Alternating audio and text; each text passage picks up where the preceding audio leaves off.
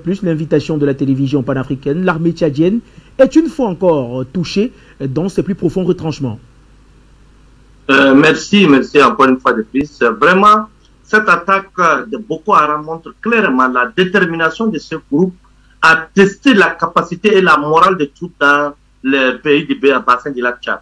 Donc, depuis la disparition du maréchal du Tchad, Boko Haram cherche à tout prix pour intervenir militairement dans les zones qu'elle a déjà perdues depuis.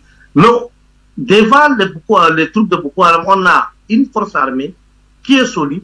On a vu ce qui s'est passé au Cameroun. Mais aujourd'hui, ce qui s'est passé au Tchad, ça montre clairement la volonté de ce groupe à semer des désordres et encore à plus frapper symboliquement. Parce que si vous constatez aujourd'hui, depuis la disparition du maréchal du Tchad, l'armée est engagée non seulement au front contre Boko Haram, mais aussi contre les forces qui est venues de la Libye. Mais ces derniers temps, si vous constatez, la morale des troupes est toujours retournée parce que les conseils militaires de transition sont confrontés avec les civils qui cherchent à tout prix à se positionner, les différents lobbies qui veulent se positionner et positionner leur parrainage, mais du coup, l'armée est délaissée. Mais on a vu la détermination de des troupes d'Abakar Abdelkader, les hommes d'Abakar Abdelkader qui sont sur le terrain, le chef d'état-major, lui-même depuis il est sur le terrain, pour voir de ce qui se passe au nord, mais il y a une partie qui est partie vers l'ouest, vers le lac Tchad, mais ces derniers temps, ça démontre clairement que l'armée a besoin encore plus de soutien, encore plus de considération pour que l'armée commence à faire ses services.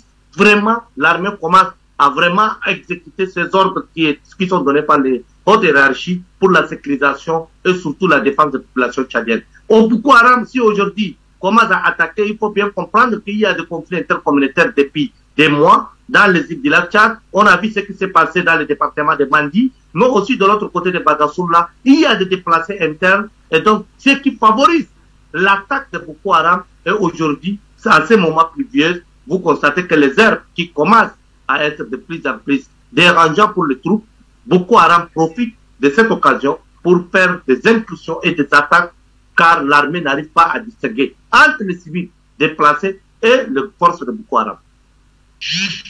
Ahmad Haroun Lari, on le disait d'entrée de jeu, le maréchal du Tchad Idriss Déby nous n'est plus. On observe une recrudescence des attaques de la secte islamiste dans la région du lac Tchad. D'après vous, comment comprendre, comment peut-on expliquer cette recrudescence justement des attaques de Boko Haram dans la région du lac Tchad?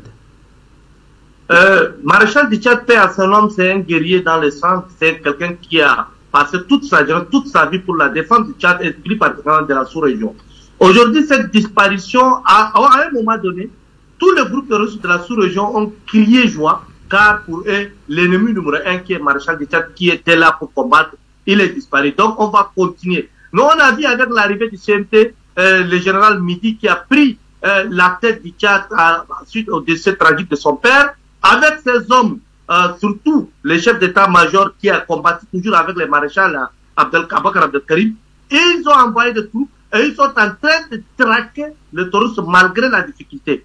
Mais Boko Haram, comme les autres groupes terroristes, savent très bien que l'homme charismatique qui a la capacité de mobiliser non seulement les autres chefs d'État, mais aussi les autres acteurs a disparu. Donc il faut profiter pour saper le moral du troupe, pour déstabiliser le Tchad qui est en transition, comme le jeune président du Tchad aujourd'hui, il est en difficulté interne de la mise en place du CNT, mais aussi les autres politiciens et les autres puissances qui sont en train de se placer et placer leurs éléments partout dans la sous-région. Donc, Boko Haram, comme les autres, nous savent très bien que c'est le moment propice d'attaquer, c'est le moment propice de déstabiliser ces chefs d'État, c'est le moment propice de prendre des terrains quand les maréchals Déby n'est plus. Donc, il faut profiter pour semer la terreur.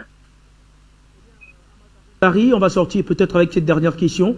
On le disait, lorsque le maréchal Idriss Déby était présent, la dernière attaque de Boko Haram qui a fait pratiquement autant de victimes avait suscité la colère du maréchal Idriss Déby Itno, ce qui avait d'ailleurs conduit à la mise sur pied de l'opération Colère de Bohoma, qui avait servi à faire partir les djihadistes, les islamistes de Boko Haram de la région du lac Tchad. Que doit-on attendre au jour d'aujourd'hui? Est-ce que on risque d'assister à la mise en place d'une autre opération telle que celle mise par le maréchal du Tchad, Colère de Bohoma, à la suite de l'attaque qui a coûté la vie à au moins 25 soldats tchadiens.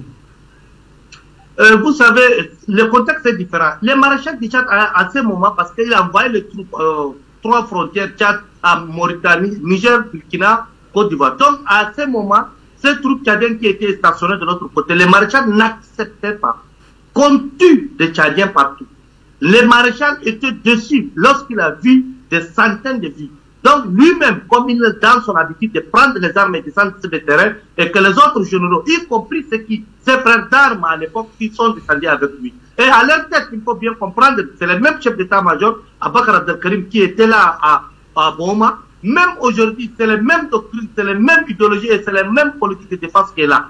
Nous ne voulons pas encore de voir un autre chef d'état tchadien, mais sur le terrain en combattant les terroristes, mais nous encourageons les forces de défense et de sécurité. Aujourd'hui, nous constatons avec un tact que la défense tchadienne, l'armée tchadienne est prête à faire face. Et donc, on attend une autre opération, comme vous le dites. Cette opération, on va voir quel nom on va les rebaptiser. On va dire que, bon, mais on attend d'ici 2 jours, on attend l'état-major. Jusqu'à là, ils n'ont pas voulu communiquer. Jusqu'à là, on attend ce qu'ils vont dire parce que selon nos informations, il y a des troupes qui sont parties pour rejoindre, pour répondre à cette attaque ignoble et qui, pour dire au peuple tchadien que nous n'acceptons pas que des ennemis viennent verser le sang de nos soldats et on est là pour protéger. Donc, ils sont en train de préparer une réponse. On attend pour voir quel nom ils vont donner.